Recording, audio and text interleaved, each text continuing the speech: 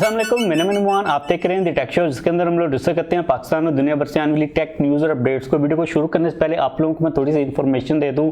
हम लोग वीडियो की एक नई सीरीज़ को स्टार्ट करें जो कि इंटरेस्टिंग टेक फैक्ट्स के रिलेटेड होगी। मैंने उसके फर्स्ट पार्ट को शूट किया, काफ़ी कमाल की इन्फॉर्मेशन जब मुझे भी पता चली, क्योंकि मैं भी पहली दफ़ा रिसर्च कर रहा था। आप लोगों को वीडियो काफ़ी ज़्यादा पसंद आएगी। आप लोग उसके बारे में जब भी वीडियो आएगी अपना फीडबैक लाजमी तौर पर दीजिएगा। अगर आप लोगों का फीडबैक अच्छा रहा, आप लोगों को वीडियो पसंद आई, तो हम लोग उसके नेक्स्ट पार्ट्स को भी बनाएंगे। बात करें आज की पहली क्विक अपडेट की, अगर आप लोगों ने AR या फिर VR वाली इंजीनियरिंग की हुई है तो एप्पल के ऊपर जॉब ओपनिंग चल रही, आप लोग अप्लाई करके एप्पल के अंदर जॉब वगैरह कर सकते हो। वैसे पता नहीं इंटरनेशनल लोगों को रखेंगे या फिर नहीं रखेंगे, वैसे मेरी नज़र से ये गुजरी थी, मैंने सोचा आप लोगों के साथ शेयर कर देता हूँ। बात करें आज की पहली रेगुलर अपडेट की, जो कि काफ़ी ज़्यादा कमाल की आ रही, तो अल्हम्दुलिल्लाह पाकिस्तान ने एक और मिसाइल का कामयाब तजर्बा कर लिया, जो कि बाबर क्रूज मिसाइल है। इसके अंदर आप लोगों को ऑप्शन मिल जाता है कि आप लोग ग्राउंड से ग्राउंड या फिर ग्राउंड से सी के ऊपर भी जो टारगेट है उसको हिट कर सकते हो। इसकी रेंज बताई जा रही है कि 450 किलोमीटर है। काफ़ी कमाल की डेवलपमेंट है। हमारे जो मिसाइल्स हैं भाई, वो तो पूरी दुनिया के अंदर मशहूर हैं, तो एक और इसके अंदर एडिशन होने जा रही है। अगली बात करें जो कि आ रही है अपडेट ट्विटर के रिलेटेड, तो भाई ट्विटर भी अब बिटकॉइन को एक्सेप्ट करने वाला है। वो लोग बिटकॉइन का ऑप्शन रखने वाले हैं, वो अपने एम्प्लॉयज़ को बिटकॉइन के अंदर पेमेंट किया करेंगे, उनकी सैलरीज वगैरह की। वैसे जब से टेस्ला ने बिटकॉइंस के अंदर इन्वेस्टमेंट की है, जो लोगों का ट्रेंड है ना, लोगों की जो सोच है बिटकॉइंस के रिलेटेड और जो ट्रस्ट का लेवल है वो काफ़ी ज़्यादा इंक्रीज हो चुका हुआ है। क्योंकि ऊबर ने भी कह दिया हुआ है कि वो भी बहुत जल्द बिटकॉइन को अपने अंदर इंक्लूड करने वाले हैं, यानी कि आप लोग ऊबर के ऊपर बिटकॉइंस के थ्रू भी पेमेंट कर सकोगे। तो जो ट्रेंड है बिटकॉइंस का पूरी दुनिया के अंदर, वो काफ़ी ज़्यादा तेज़ी के साथ चेंज हो रहा है। बात करें अगली अपडेट की, जो कि आ रही है गूगल के रिलेटेड, गूगल के सर्च ब्राउजर क्रोम के रिलेटेड। उसका जो वेब वाला वर्जन है उसके अंदर अब आप लोगों को डार्क मोड का ऑप्शन देखने को मिल जाएगा। वैसे पर्सनली तौर पर मुझे डार्क मोड इतना खास पसंद नहीं है। मैंने ट्राई किया काफ़ी स्मार्टफोन्स के अंदर, हमारी ये जो नेचुरल आइज़ है ना, मतलब ये वाइट स्क्रीन के ऊपर ब्लैक या फिर कलर्स को देखने के ऊपर ज़्यादा ट्यूनिंग हुई है एज़ कम्पेयर टू कि हम लोग किसी ब्लैक स्क्रीन के ऊपर वाइट टेक्स्ट वगैरह को देख रहे हों, तो इसके लिए मुझे काफ़ी ज़्यादा अनकम्फर्टेबल चीज़ होती है फील। लेकिन अगर आप लोग पावर एफिशिएंसी की बात करते हो तो जो डार्क मोड होता है हमारी पावर काफ़ी ज़्यादा कम कंज्यूम कर रहा होता है। आप लोग नीचे कमेंट्स के अंदर बताओ कि आप लोगों को डार्क मोड वैसे पसंद है या फिर नहीं है। मुझे तो बिल्कुल भी नहीं है।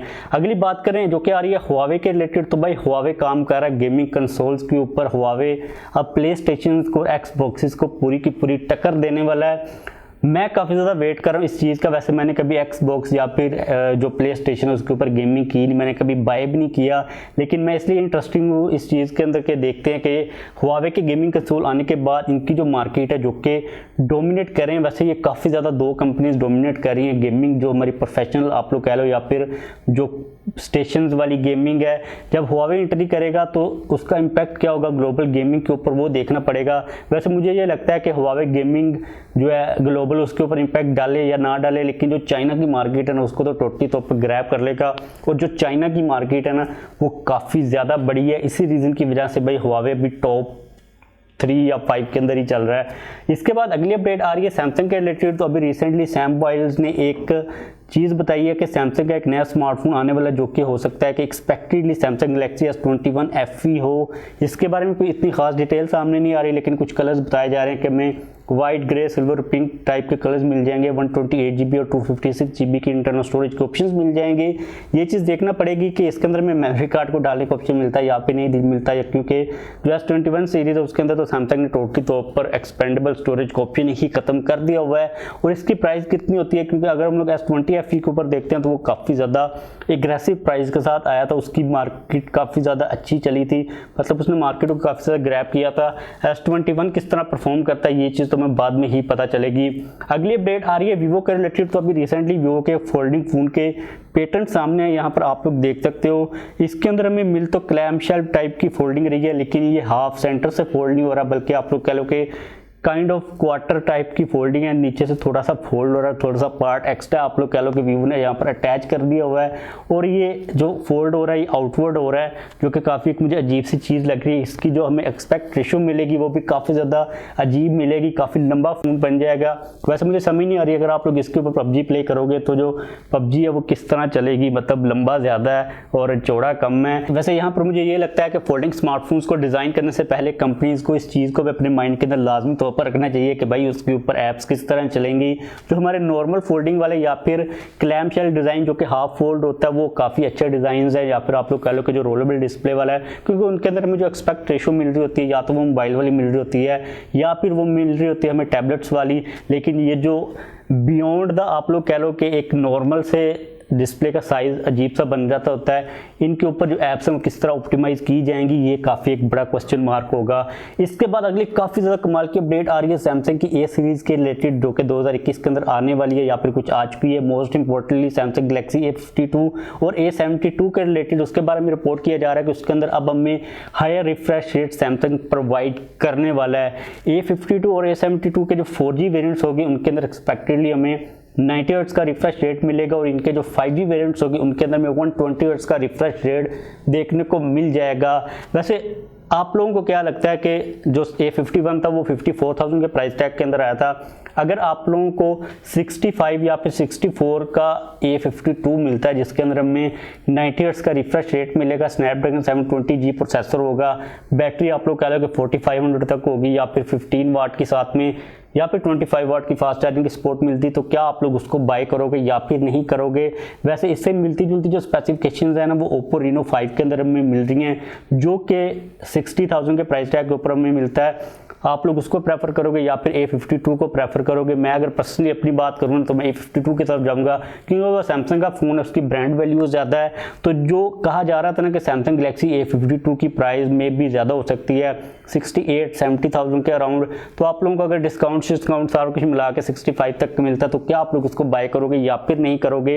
नीचे कमेंट्स के अंदर अपनी राय का इज़हार लाजमी तौर पर कीजिएगा। और जो 120 हर्ट्ज वाले 5G वेरिएंट्स होंगे वो तो पाकिस्तान के अंदर आएंगे भी नहीं, तो उनके बारे में हमें बात भी नहीं करनी चाहिए। इसके अलावा एक और इंटरेस्टिंग बात ये भी कही जा रही है कि हमें A52 और A72 के अंदर IP67 की रेटिंग मिल जाएगी वाटर और डस्ट की। इस वक्त हमें S21 के अंदर जो मिल रही है वो IP68 की मिल रही है। जो IP67 है ये एक नंबर कम है, लेकिन जो रेटिंग की परफॉर्मेंस होती है वो काफ़ी ज़्यादा अच्छी होती है। तो भाई देखते हैं कि प्राइस कितनी रखता है सैमसंग। इसके बाद अगली काफ़ी ज़्यादा क्रेजी अपडेट आ रही है Xiaomi Mi 11 Ultra के रिलेटेड, जिसकी जो हैंड्स ऑन वीडियो है वो लीक हो चुकी है, क्योंकि Mi 11 Ultra के रिलेटेड Xiaomi की तरफ से कोई ऑफिशियल किसी किस्म की कोई भी news update leak poster design सामने नहीं आया, लेकिन एक वीडियो पूरी की पूरी आ गई हुई है। तो इट मीन्स कि ये लीक ही हुई है, या फिर इस यूट्यूबर को जो डिवाइसेस सेंड की गई हैं ये किसी ने छुपा के सेंड कर दी हुई हैं। लेकिन भाई जो बैक साइड के ऊपर चीज़ें हमें देखने को मिल रही हैं वो काफ़ी ज़्यादा क्रेजी मिल रही हैं। बैक साइड के ऊपर जिस चीज़ के ऊपर मेरी पहली नज़र गई थी वो थी बैक साइड के ऊपर में छोटी सी स्क्रीन मिल रही है। आप लोग अब सेल्फीज ले पाओगे बैक वाले कैमरा के साथ। वैसे फ्रंट के ऊपर भी कैमरा लगा हुआ है, लेकिन अगर आप लोगों ने बैक वाले काफ़ी एग्रेसिव कैमरास के साथ पिक्चर को कैप्चर करना है तो आप लोग इसको यूज़ करके कैप्चर कर सकोगे। उसके अलावा जो कैमरा का मॉड्यूल है, जो बम्प है, वो काफ़ी ज़्यादा बड़ा, पूरी की पीछे वाली जो कैमरा की साइड है वो एक्सटेंड हो रही है टोटल फ़ोन के ऊपर ही। बैक साइड के ऊपर लिखा हुआ 120x ultra pixel AI camera, एक हमें पीरोस्कोप लेंस भी देखने को मिल रहा है, उसके अलावा दो नॉर्मल लेंस मिल रहे हैं। अब देखते हैं कि भाई इसकी कैमरा की कैपेबिलिटीज़ कितनी होती हैं, AI बेस्ड हमें कौन कौन से फीचर्स देखने को मिलते हैं। वैसे ये जो छोटी स्क्रीन लगाई है ये काफ़ी कमाल का काम किया है। वैसे इसके ऊपर आप लोग प्रीव्यू देख सकोगे, आप लोग अगर नॉर्मल फ़ोन को भी यूज़ करें तो वो भी आप लोगों को बैक साइड के ऊपर नज़र आ जाएगा। इसके अलावा जो Mi 11 Pro है वो देखते हैं कि कब आता है और इनकी प्राइजेस कितनी रखता है Xiaomi। इसके बाद अगली अपडेट आ रही है PTA के रिलेटेड। तो अभी रिसेंटली PTA ने जितनी भी टेलीकॉज की डिवाइसेस होती हैं, गैजेट्स होते हैं, इक्विपमेंट्स होते हैं, उनकी एक पूरी लिस्ट जारी की है, जिसके अंदर जो फ़ोन्स है ना वो हज़ारों की तादाद के अंदर है एक्सेल की शीट के ऊपर। अब बेसिकली PTA ने इस लिस्ट को जारी करने के बाद ये चीज़ की एडवाइस की है कि आप लोग जब भी कोई डिवाइस बाय करो तो पहले चेक कर लो कि वो PTA से अप्रूव है। अप्रूव एक जो नॉर्मल टैक्स वाली होती है उसकी बात नहीं की जा रही, बल्कि इस चीज़ की बात की जा रही है कि PTA ने उस डिवाइस को, उसके मॉडल नंबर को सर्टिफिकेट दिया हुआ पाकिस्तान के अंदर ऑपरेट करने का या फिर नहीं दिया हुआ। क्योंकि अगर वो आपको नहीं इस लिस्ट के अंदर डिवाइस मिलते तो आपके लिए कह लो कि रिस्क हो सकता है, आपकी सिक्योरिटी प्राइवेसी को लेके उसकी जो क्वालिटी होगी वो ठीक वगैरह नहीं होगी। तो आप लोग अगर कोई भी फ़ोन ऐसा बाय करते हो, आप लोगों को पता है कि आजकल काफ़ी ज़्यादा डिवाइसेस आ रही हैं जापानीज़, पता नहीं वो एच शार्प एक्वस टाइप। वैसे उन स्मार्टफोन्स के ऊपर मैं पूरी की पूरी एक डेडिकेटेड वीडियो बना चुका हूँ, अगर आप लोगों ने वो अभी तक नहीं देखी तो उसका लिंक आप लोगों को नीचे प्रोवाइड कर दूंगा। आप लोग उस वीडियो को लाजमी तौर पर चेकआउट कीजिएगा, क्योंकि मार्केट के अंदर काफ़ी ज़्यादा उनकी वीडियोस चल रही हैं जो कि देखने के अंदर काफ़ी ज़्यादा अट्रैक्टिव लगती हैं। बंदे का दिल करता है कि भाई अभी जाकर फ़ोन को बाय कर लो, लेकिन साइड के ऊपर जो रिस्क होते हैं उसके बारे में कोई भी बात नहीं करता। इसके अलावा ये जो PTA के पूरे चार्ट्स हैं ना, एक्सेल की शीट्स हैं, उनके भी आप लोगों को मैं नीचे लिंक प्रोवाइड कर दूंगा। इसके अंदर सिर्फ मोबाइल नहीं, आपके जो राउटर्स होते हैं बूस्टर टाइप टेलीकम्युनिकेशन की या फिर टेलीकोज की जितनी भी डिवाइसेस होती हैं सभी के बारे में पूरी की पूरी डिटेल्स दी गई है कि उसका मैन्युफैक्चरर कौन है, पाकिस्तान के अंदर किसको सर्टिफिकेशन दी गई है उस डिवाइस को इंपोर्ट वगैरह करवाने के ऊपर।